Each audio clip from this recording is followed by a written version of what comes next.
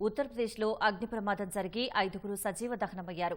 ఘజియాబాద్ జిల్లాలోని 3అంతస్తుల భవనంలో మంటలు చెలరేగినట్లు పోలీసులు తెలిపారు. సమాచారం అందుకున్న వెంటనే అగ్నిమాపక శాఖ బృందాలతో పాటు ఇతర శాఖల సిబ్బంది ఘటనా స్థలానికి చేరుకుని సహాయక చర్యలు చేపట్టారు.